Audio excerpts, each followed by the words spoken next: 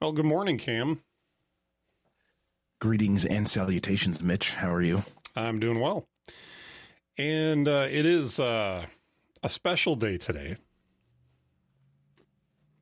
I have tentatively titled our show The Baked Edition because we are recording on April 20th. Now, I have to say that I've never done drugs before. I've never smoked marijuana. I don't know if you can say the same. I can say the same. Okay, I would like it way too much, so I just never touched it. I would say the closest I've ever got is we went to back when Creed was a really big band back in the day. I'm sorry. No, I'm not. I'm not sorry. Carry on. My wife and I were living up in the Twin Cities. I don't even think we were married yet. I think we were still dating. And we went and saw Creed, Seven Dust, and Three Doors Down as a show. And the air was thick with pot. It was very thick. And we had the munchies when we got done. So it was, we didn't touch Street it. Tacos. But I'm not going to say that we didn't get a contact high. No, we went out to Perkins afterwards. So. Oh gosh, Perkins. Creed and Perkins. What an American combo. Yep. It was a fun night. My wife and I had a good time. So. Oh man, now I have with arms wide open. Oh, you know what's the worst is that the radio channels that we have at work, depending on the channel, they all have some kind of song on them that brings back terrible memories for me, and that is one of them. So, the other one is you remember Hanson's Bop? Yeah, I do. Thanks for now having that stuck in my head. So.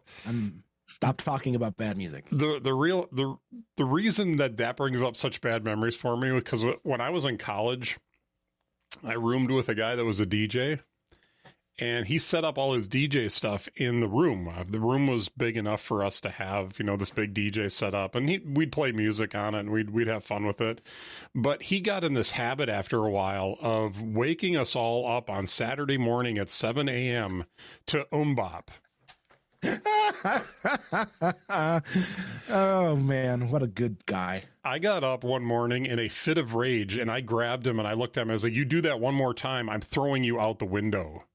And he didn't have any reason to doubt me. So he never played that song again. So, FYI, we were on the third story, so it wouldn't have ended well for him. Yeah. All right. But, yeah. Shibby-dap-do! I was not the same guy I am today, and people didn't have a whole lot of reasons to believe that I might not be homicidal. So, all right, Mitch was a mean boy. I was quiet and I was dark, and in some people's always the quiet ones. Yep, they saw me as mysterious, and so I that was a nice. You way sure of it wasn't putting the wizard cloak you wore around campus? It was a Christian college, so you get certain reputations, but good stuff though. All right. So I got something in a text message the other day from you that I think this has been in Carrot Weather for a while because I feel like I've seen it before, but you discovered the weather report feature, right? Yeah. So you can do your own weather reports. Yeah, so you can it films you and has like an overlay on it, and you get to choose your weather person name. Yeah. So my name was Cumulus Johnson, which is by far the best weatherman name ever. Right. I'm just gonna say, especially when you like Cumulus Johnson. It works for me, Mitch. Yeah. As you can tell, I'm giggling. I'm a grown man giggling by calling myself Cumulus Johnson. And you can either say whatever you want to say, or you can go off of a script. And it was my first one, so I just read the script. And then you can share it. And so I sent it to Mitch because I was like, he's the only person that would actually find this remotely humorous. Yeah, and I did. I found it remotely humorous. Yeah. I wasn't expecting you to be like, "Oh my gosh, this is Oscar worthy." I just thought Mitch is the carrot weather nerd. He'll get a giggle out of this. I liked it. It was funny. So yeah, it's just, again, we keep coming back to carrot weather being one of the best apps. Period. I mean, that's out there. So it simultaneously gives you all this awesome information and is, I think, one of the best weather apps out there, with such a fun side as well. You know, just the carrot character and the different features that it adds and the missions that you can do, and now the weather report and how customizable it is. I mean, if you're anywhere close to being a weather nerd and you're not using Carrot Weather, you're missing out. It's so good.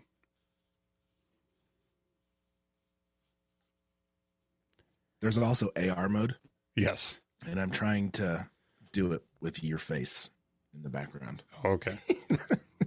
But I'm going to be a good podcaster and put my phone down. Okay. So yeah, so you can make really silly weather reports in your weather app and share them with your friends.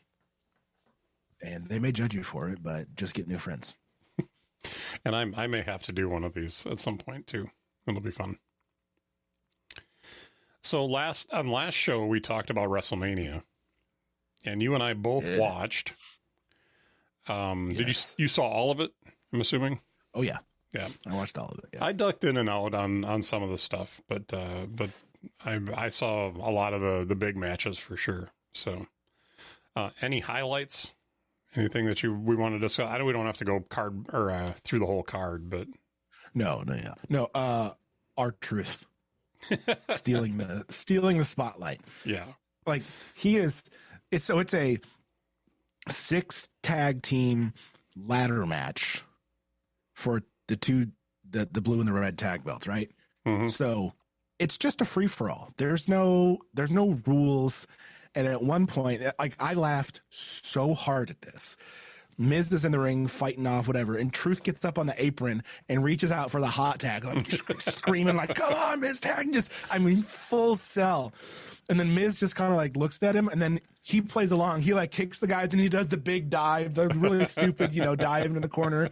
And then Truth comes in, and it was so funny. And it's just, that's been him for the last 10 years, right? Mm-hmm. It's just his comedy and his timing and just acting so stupid, like calling Johnny Gargano and Tommaso Ciampa Regeneration X because Ciampa's bald and has a beard like Triple H, which is why they wore what they did to the ring, and Gargano had the cowboy hat and the HBK vest going. I was like, man, I just love when there's a certain level of humor that everyone buys into. It's so fun. And then of course Truth pulling the titles down and winning the match, like to end the match, he deserved that spotlight for everything that he's done over the years. And you could see how genuinely happy Miz was for him when they were at the top of the ladder. It was just really cool. And then the following, I don't know, was it the Monday after Raw, or it was Monday Raw this week? They got new belts, and he called Triple H Tommaso Ciampa, which is hilarious. and then freaked out. He's like, "I've seen rabbits pulled out of hats. I've even seen a lady cut in half, but I've never seen new belts come out of nowhere. You're a magician." Or like he's just so so ridiculous. It's almost more fun to watch the guys that he's in the ring with, them trying not to laugh. Yeah, because Triple H was losing it in that segment. That was funny. So, anyways, that was a highlight that stood out to me, was him finally getting the spotlight he deserves on the biggest stage. It's a really good feel good moment. Yeah. What else? What stood out to you? I think a lot of the stuff that happened there, I think you and I talked about last time, it was fairly predictable. Not done well, not in a bad way, but it went down the way we thought it would. So, I think I have mixed feelings about the Roman Cody match, just because of the way it played out. I had ideas going into this match that I feel like would have made it better, but just making it just a regular, like, no rules match, it could have been a lot more creative than that. I think it would have been neat if The Rock would have come down to the ring, towards the beginning of the match and just started calling out different stipulations to try and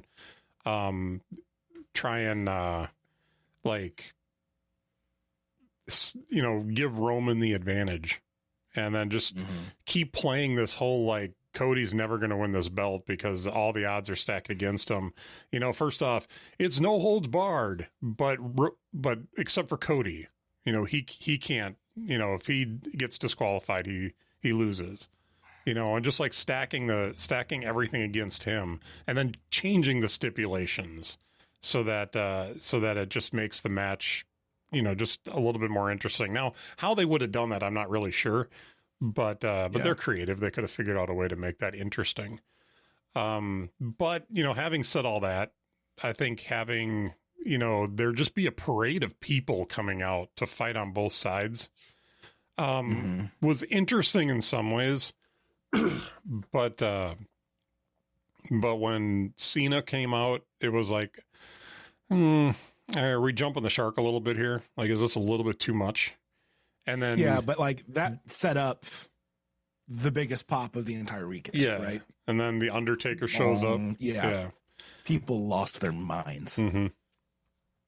Cause like the reason I like Cena coming out and immediately getting rock bottomed, right, is like, oh, that's the big pop. That's the big reveal. Right. And then you immediately hit him with the Undertaker bell. And it just sends like, they thought they were already at 100, right? And they would have blown the roof off had there been one. So I like it for that reason. R-Truth's childhood hero, John Cena. But what I really liked in that was Seth coming out in full Shield garb to the Shield music and taking the chair in the back that he gave to Roman, however many years ago that was, 7-8 years. Like, so coming completely full circle, sacrificing himself, but also getting the chair in the ring for Cody, right? Like, it was so well done. So like people that know that history are like, oh my gosh, he's gone from the betrayer to the one sacrificing himself for, the greater good, as it were. I do wonder if something's going on with Seth, because he didn't make Monday Night Raw. He's taking time off. Yeah, he was very minimally involved in the Cody Roman match. His knee is all sorts of messed up. Yeah. So yeah, the thoughts after Mania were that him and Becky were both taking a long time off, but Becky only missed like a week. Yeah. She's gonna be back. But yeah, the rumors is he's taking time off to rest up. Yeah. Because he needs it. So I mean, he looked, even after that match, I don't know if he was just selling incredibly well, but like Owens looked concerned for him during the celebration when he was on the edge of the apron and sitting there. So I don't know if they were just really selling it or if he really was like, dude, like I'm hurting, and I like that. I don't know, which is, what I mean? But the other really cool part for me was Sammy's intro, or the whole scene of Sammy walking, talking to Gable, coming around the corner, heading to Gorilla, and Owens is standing there. Yeah, I thought that was a good touch. And he just kind of like gave him the whole like, go out there and then like a pump, and then you follow Sammy through Gorilla out into this. It's like, I love that long continuous shot, and the fact that Kevin was there for him And that was just a really cool, like, oh, these are real guys. These are real dudes. You know what I mean? These are real friends. And then, of course, he went out there and beat Gunther, you know, which was great. Sammy's one of my favorites. He seems like a really relatable dude in a sport that is full of unrelatable people because they look like, you know what I mean? So that was, And then they flipped it the next night, right? Sammy was waiting in that same spot for Kevin for the U.S. title. Yeah. You know, which just gave us the false hope of, oh, now Kevin's going to get it, and we're going to get what you thought was both of them with belts at the end, right? Yeah. So I liked how they flipped it, because obviously Logan retained. They trolled us. What they did. Well, they've got to, you know, they can't be completely predictable. Right. There's no fun in that. But I will say I was correct. Logan Paul retained. So I'm just gonna. We didn't do predictees for that, but I thought for the most part we got, between you and I think we picked every match correctly. You know, pretty close. I don't know if there were too many surprises. Yeah, I don't know if there was one that we were both wrong on. The tag titles, maybe you wanted the tag titles we got wrong. You wanted. Well, I think you said our Awesome Truth. I'm pretty sure you did. I said it would be fun to see, but I didn't think they'd do it. Oh, okay. Yeah, but we did definitely get the Final Testament and the Pride wrong. Because Final Testament lost, right? Right. And now they're in NXT. So that went well. They sent them back down, eh? Well, Anyways, they can go be monsters down there. Well, and I think it's because we were talking about, like, both teams needed to win, right, really badly. And so I think by putting a loss on Final Testament and sending them to NXT, they get a chance to rebuild and be away from the tag scene and the main brands for a while. And that can let the Pride figure that sort of stuff out. And then they can come back, you know, after a 6 or 7 month run down on NXT, having rebuilt, you know. Well, and they automatically go back down to NXT with cred. Like they can be scary down there because the perception is that NXT is a lower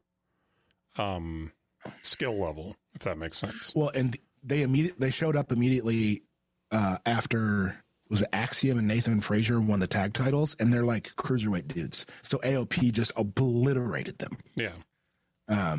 So yeah, it's going to be the fast, small, agile cruiserweights versus the giant monsters. You know, that's the classic trope.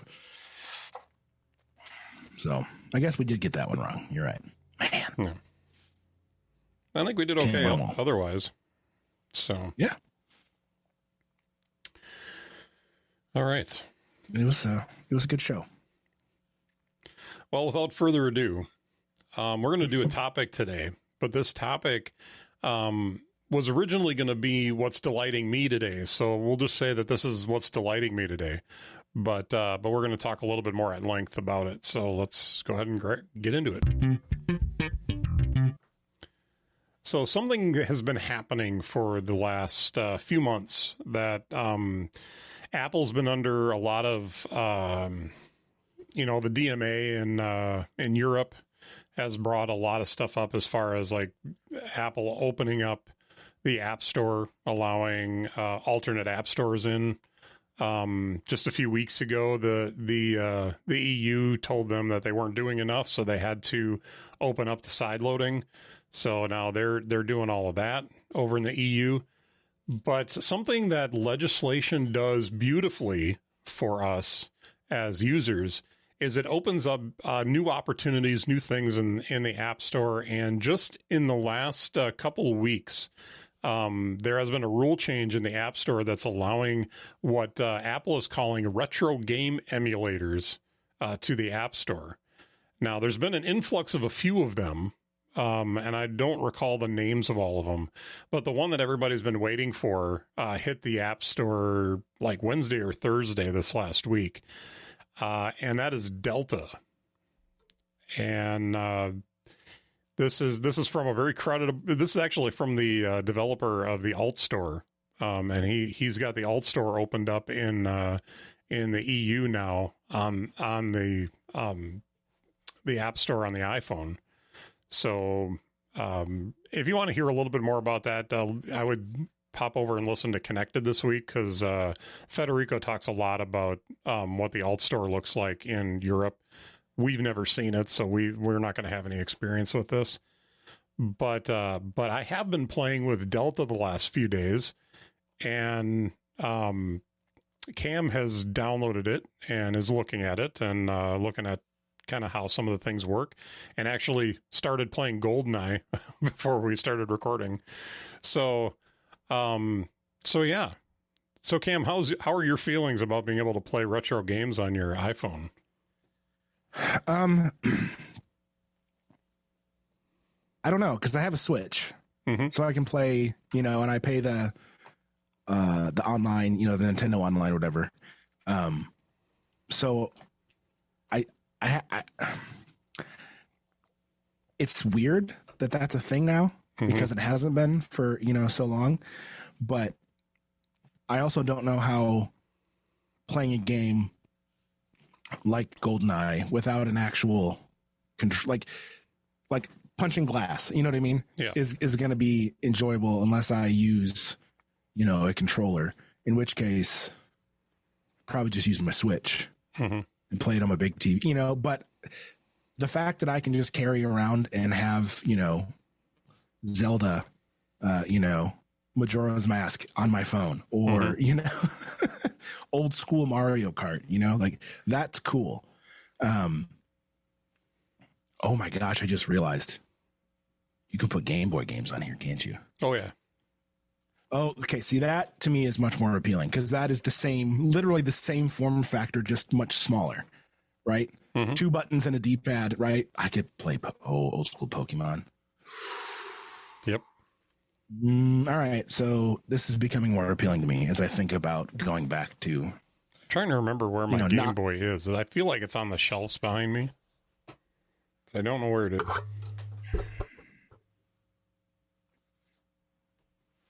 But I have my old school Game Boy around here somewhere. That still works. But that's impressive. When it comes right down to it, and the game that I have played more than any other game on the Game Boy, Super Mario Land, which was really the original Super Mario Brothers game for the Game Boy. I found the ROM for it, and I've played a little bit of it. It is a little harder because you can't feel the controls, and you can't do like the little. It's harder to do the A-B button mash to run and jump at the same time, but it is, I have been having fun with it. But what kind of is a little bit trippier is that not only can you play the Game Boy version of Super Mario Land, but then if I want to play it in color, or if I want to go, I just pull up the Nintendo, the NES, part of, game, the original Super Mario Brothers game, and play that. And it's all in that app, because I've downloaded the ROMs there. Now, I should say that we have to understand how this works, is that Apple is not allowing the developers of these apps to include anything that they don't own the rights to. So if obviously Nintendo's not going to sell the rights to the developers to have their games in the app. So you do have to go and you do have to download those apps from websites that host them. You and I were just before we came on the show, we're looking at a website that had a ton of really good ROMs to download. And the iPhone actually doesn't make it that hard. You can actually go into Safari and find those websites and download those right to your device, and then go into Delta, hit the plus sign, and select all the ones that you want to import in, and it just imports them in. So it works really slick.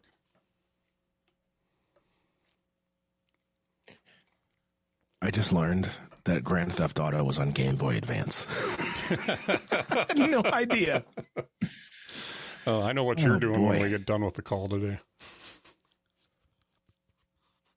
Doing laundry. Well, maybe also playing Game Boy. Yeah. But there's one other aspect of this game. If you go in and you play the games, they have created your controller layouts, and those are skinnable as well. So if you go to the appropriate websites to find skins for them, you can change the skins for the keypads or the controllers. So I didn't like the original because they had the Game Boy Color control pad, so it was purple. So I actually found the original Game Boy someone who designed one that looks to be like the original Game Boy control pad, and actually downloaded that, and that's the one I'm using in portrait mode. You can play these games in landscape mode as well, and they've got a button layout for that. I don't like it. I don't think it feels right, but it's a lot of fun. Very cool.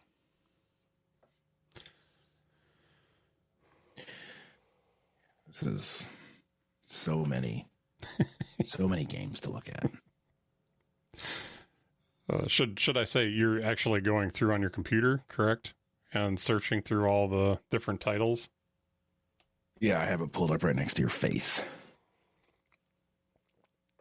All right. Yeah, what a wild world now for iPhones. And there was a trying to remember if it was on Mac Rumors, was saying that there's a company that makes a emulator for more game systems. So they have like PlayStation, PS2, and a bunch of other ones. I don't have the news story in front of me, unfortunately, but there's more emulators coming to that are going to be coming to the iPhone that should allow more systems, more gaming systems to be played. So, and I'm toying with the idea of maybe getting a controller for my iPhone, something like a Backbone or something like that. Yeah.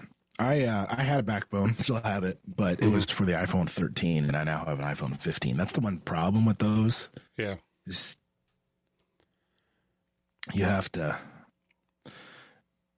That one won't work because it's a lightning port. Right. And also the phone's a different shape. You know what I mean? Mm-hmm. But I was looking at trying to figure out what controllers work with Delta. Mm-hmm. Well, the Backbone works with Delta. Yeah. I think it's any of the controllers that work with iOS. That would be my thought. Yeah, controller support. Nintendo Switch Pro, and Joy-Cons, Nintendo Switch online controllers, PS4, PS5, Xbox One S, Xbox Series X, made for iPhone game controllers and Bluetooth and wired keyboards. Mm-hmm. So pretty much anything is going to work with Delta. That's cool. All right. Well, that answered my question. Well, I'm hoping that the developers for Delta will come out with an iPad version of it as well. Right now, if you download it for the iPad, it is just a blown up version of the iPhone app. But I don't think they ever intended for it to be an iPad app initially. So now that it's available to be downloaded in the App Store, maybe that'll change. So we'll see. Keep our fingers crossed. The other thing that's kind of interesting is I was on Threads this morning. I don't go on Threads very often, but I noticed that somebody had connected their phone via AirPlay to their TV with a Backbone on their phone, and were playing the games on the TV from their iPhone. I don't know what kind of lag there is to do that, but but it seemed like an interesting idea. So you could still play them on your TV if you wanted to, as long as you've got a TV that supports AirPlay or Apple TV or something like that. Uh-huh. So, yeah, I wouldn't want to play games where lag would be an issue, right? Yeah. Well, that's you're sending it's assuming that there's a lot of lag, you know. Yeah. I don't know. Yeah, because the other thing too with the Backbone is you can plug it. Like I could use it wired with my iPad. Mm-hmm. So like I could play games on my iPad as long as the controller was wired into, which was nice because when it's wired, you know, there's not much lag, right? You get the bigger screen. But anyways, yeah, it's a cool product. But I'm glad that there's a bunch of other controllers that I could just use my PS4 or I even have an Xbox controller that I could use too. So, or my Switch controllers. I've got options. Yeah. I just hate to use my Switch controllers to play a game I could actually play on my Switch. so there's that. But yeah, but I guess I mean that's fair. And then you can play your Switch on your big TV. But do I want to play a video game from a 1996 Game Boy on my 4K television? I don't know. Actually, I'm going to try that after this. That's okay. That's going to happen. Just want to see how big the pixels are. Right. 3 inches by 3 inches. Anyways. So. Yeah. All right. Fun games on the iPhone now. Yeah, I'm super excited about it. I think it's gonna be a cool opportunity, if nothing else, to have another option to be able to play games on your phone. Because the stuff that Nintendo's come out with for the iPhone, they've got a version of Mario Kart, they've got a version of Mario that I just have not been thrilled with. Like they just really, being able to play the classic games right on the iPhone, I think is going to be cool.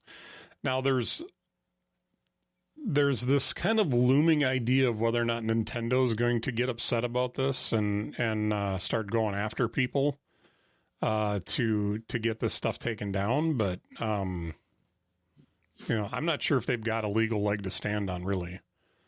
But we'll see.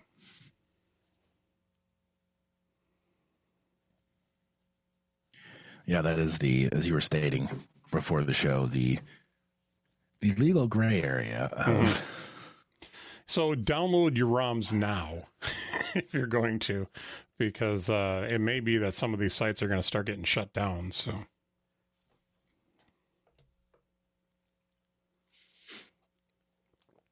Gotta catch them all. The ROMs. Yeah. Not the ROMs. Also the Pokemon, but the ROMs as well. The ROMs for sure. Yes, indeed. That was a stupid joke. Anyways. Yeah. Well, it wasn't the best, but it was all right. You know? Yeah. Sometimes it's swing and miss. So since we've got the time for it, I have another thought for the show today. I updated my home screen on my iPhone this last week to do something new, to try something new. And so far, there's been some mixed results. But I had heard, I know it was Mike Hurley, but I don't know on what show he was talking about it, that he decided to start relying on the app library a lot for all of his stuff. Mm-hmm. And he feels like the app library has now learned his habits better, and he's finding it a lot easier. Like he had to go through a lot of training, the app library to know what he wanted, when he wanted it, and that sort of thing. But he feels like it knows him now. So most of the time when he goes into the app library, he sees the apps that he's looking for instead of having to deep dive into the folders. So I've decided to make it hard on myself and force myself to use the app library for a while and see if this is legit. So what I've done, if you'll notice on my phone, is I've gone back to all widgets on my home screen with just a few items down in the dock that I use regularly, and I actually have Delta and NYT games. NYT, yeah, games in the dock, as well as Apple Wallet and Messages, because those are apps that I use a lot. So, but then everything else that has a widget that I use regularly is in those are 3 widget stacks that you're seeing there. And so everything that I would normally use on a day-to-day basis that has a widget is in one of those stacks. And they're all kind of sort of themed, but not necessarily hard themed. And since we have interactive widgets now, like for things, I can check off my lists right on my phone. You know, if I'm going into my email, the emails show up right in the widget, so I can kind of keep up with, and actually archive my my emails right from the widget. So, the nice thing that it's doing is it's forcing me to use the widgets a little bit more and helping to realize that the widgets are actually kind of useful now. So with some of that interactivity. So I'm digging it. You have caused me internal conflict, Mitch, because I'll take a screenshot and send it to you, but I'll show you a screenshot for the show notes. But when I got my new phone, I was like, all right, we're gonna try something different, because I had to set it. I always set it up from scratch. I don't do like the import from iCloud or whatever, because it turns out there's a lot of apps on that phone, on my old phone, that I haven't yet downloaded. I've had this phone for a month, right? Because it turns out I just wasn't using them and they were just, taking up space. But anyways, I have done the opposite. I don't have any widgets on my home screen, but it's not full of apps either. There's 2.5 rows of apps at the top and then 4 apps in the dock. But I do have all of my widgets on this. If you slide right on the home screen, the Today View or whatever they call what they it. used to call it Today View. That's where I do have widgets. So inspired by you, So what is this? I downloaded MD. Was it MD Blank? That allows you to create. I should tell the listeners what I just did, because you just went, and we have no explanation as to what Mitch actually just happened. He's a clever boy. But so what I did was I created. There's an app called MD Blank. There's a few other apps that do this, but what it allows you to do is be able to create a transparent or what look like transparent widgets. MD Blank that matched your background, right? MD Blank will actually also will allow you to put different things in there, like very much like a Widgetsmith kind of thing. So and there's some interactivity with them and stuff like that. But what I did in each of the stacks that I have is I created one blank widget for each stack. And so I can make it look like there's no icons on my screen at all. And so if you have a background picture that you really like and you'd want to be able to look at it regularly, you can set up this app to have the widgets on there. I just have a gradient on my screen, but you can set that up to be able to just be able to look at that picture every time you open your phone, if you don't really want the apps there all the time, or the widgets. So I'm actually kind of digging it. I really like it. I don't use that feature in particular a whole lot, but it's fun. So.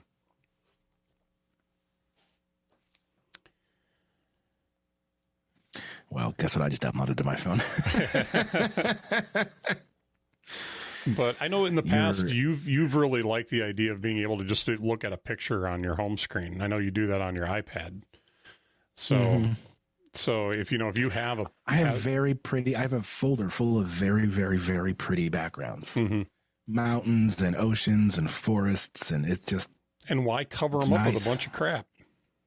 Exactly. Yeah. So, that's really cool. I had forgotten about that completely. So I'm so glad that you added this last minute, because it makes me happy. One thing, where was I going to go with this? There is a rumor in iOS 18 that they're doing a huge redesign. They're calling it one of the biggest redesigns of iOS that they've done. And really, one of the things that's rumored right now is that Springboard will allow you to put apps where you want to, instead of always shuffling them to the top of the screen. So you can just put app icons at the bottom of the screen if you want to. Oh my gosh. Or finally. Arrange a big square, or, just be able to put them wherever you want. They're still going to snap to the grid, but you can put them close to your thumb instead of having to reach all the way up. So in my case, they wouldn't be floating at the top. They would all be down here at the, goodness gracious. Finally. Mm-hmm. Well, that's a rumor. I can't make any promises, but I know they're leaning heavy into AI this year as well. So I'm sure that's going to be part of the story that they tell at WWDC. So, but yeah.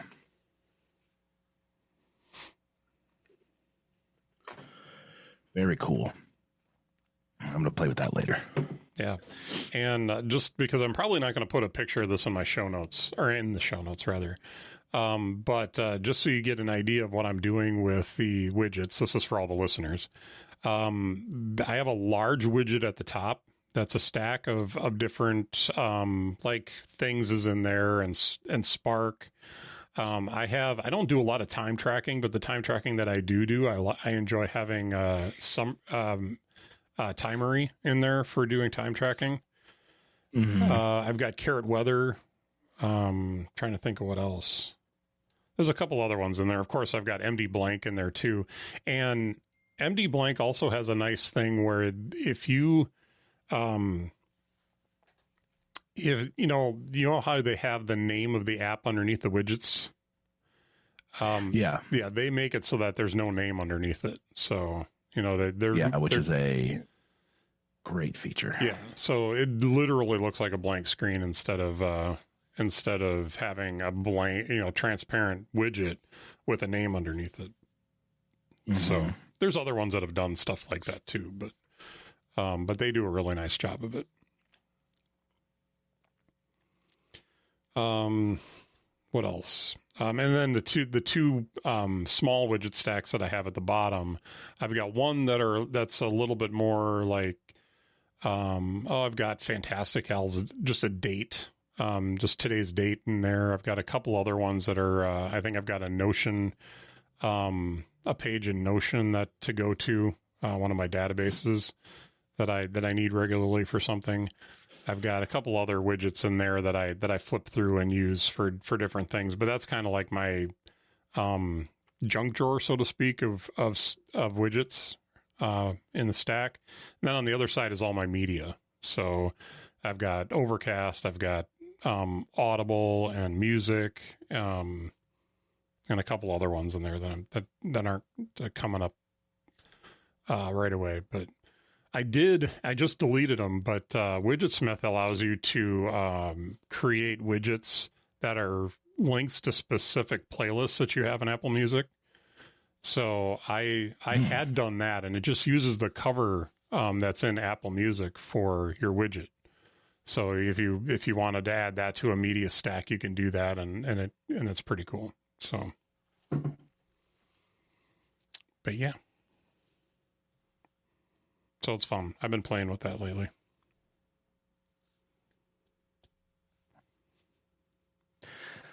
Mitch, you're just bringing in so much good stuff to the show today, man. Oh, I appreciate it, man. I've been playing, and I've had a little bit more time on my hands. I was on vacation, not this last week, but the week before.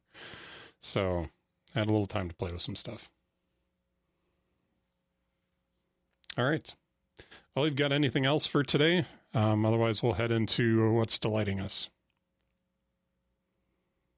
All right, let's go ahead and kick it off. What's delighting you today, Cam? There are leaves on the trees, Mitch. Spring is coming. Spring has sprung, my friend. And I'm looking out this window, and there's a small tree that has really pretty purple flowers on it. And out this window, I used to be able to see through all the trees, and now I can't because there's leaves growing. It's got the lawn mowed for the first time it's coming. We had upper 70 weather for a couple days. So got to take my kid to the park a bunch. It's here, and I'm going to enjoy it because by the time July hits, I'm going to be annoyed at how hot it is. Yeah. So I've got this 2.5 month window of just enjoying it being very pleasant outside. And I got a membership to Brookfield Zoo here in Chicago. And so this is the time of year where it's wonderful to go to the zoo because all the animals are out, the weather, you can walk all day and not get super sweaty. So just excited that we are digging ourselves out of the winter doldrums and rushing headlong into what should hopefully be a lovely spring. Yeah, I should mow today. Don't know that I will, but grass is long enough. But we also had freeze warnings here this morning. It was cold. I think it was 31 degrees when I got up this morning. So, yep, that is below freezing. Yeah, I think it's supposed to be 29 overnight tonight. 29 or 30. Keep those windows open, baby. So yeah, cool it off good. No, it's easier to sleep when it's cold. It's true. All right. Not good for a heating bill, though. Yeah. Well, what I will say, I'll throw this in here for what's delighting me today. I like a good golf game. I don't know if you appreciate a good golf game on computer or on your phone or whatever, but it's got the unfortunate name of Golf Battle. But it's a fun little game. It's got some terrible mechanics. Picturing guys playing polo on a golf cart with their driver out the side, jousting. But it's one of these games where it's got the rubber band mechanic where you pull back on the ball and you let it go. And it's a little bit more like mini golf. So I've been enjoying it. I think it's got some nice difficulty to some of the courses, and you're playing against other people. So there's 6 people that are in the room. So you're always playing against 5 other people. And unfortunately, it has some of those mechanics where it tries to get you to buy stuff to level up stuff and to get new, upgrades on different things and all this stuff, which, it's fun earning that stuff and getting it in chests and stuff like that you earn throughout the game. But they give you the ability to basically buy everything too. And to me, I don't know. I don't like that mechanic in a lot of these styles of games, but it does have the draw that some of the games that I've really liked in the past, like the dice poker game that I've mentioned on the show before, of just being something that you can sit down and play quick and walk away from, or sit down and play for hours, just playing it over and over and over again. You only play 3 holes at a time, so it might take you 2 minutes to play a match. So it's a lot of fun and a good little game. So, but I don't tend to give them money for anything. So, yeah, that's fair. Yeah, because I just don't care for that mechanic and some of this stuff. So, now if somebody came out with Poker Quest, which was this game that I loved so much years ago. with some of the Poker Quest. I could see somebody being really. I just turned on the auto tracking on my camera. Hold on, there we go. But snap it back. So well, let me talk about this in a minute. Let me finish up what I was saying. The game. Well, if somebody created a poker dice game that had mechanics like that, where you could earn coins and you could do all this stuff, like, I would find it really hard not to play that game a lot. Unfortunately, all of the like dice games that are out there are ripoffs of Yahtzee, and that's that's not what I want. I want to be able to roll the dice 3 times and try and make a poker hand. And if there's a developer listening, which may or may not be true, like, this is the app that I might actually put a little bit of money into, just because you made something that I like and I want to play. So just a heads up there. Now, about my camera, I have the Insta360 Link camera. So it's a little webcam that's PTZ. It's a pan-tilt zoom. So, but it has hand gestures that you can do to evoke different things. So if I put my hand up like this, it reads that as turn on auto tracking. So as I move around, it moves with me. I kind of hate that, so I don't leave that on, because I think when you're on a Zoom call, your camera should not be following you. It should be static, especially when I'm sitting here just moving back and just like turning back and forth on my chair. And it keeps moving back and forth. I feel like people would get queasy watching me. But yeah, this is a really cool little camera. I like this camera. So, webcam.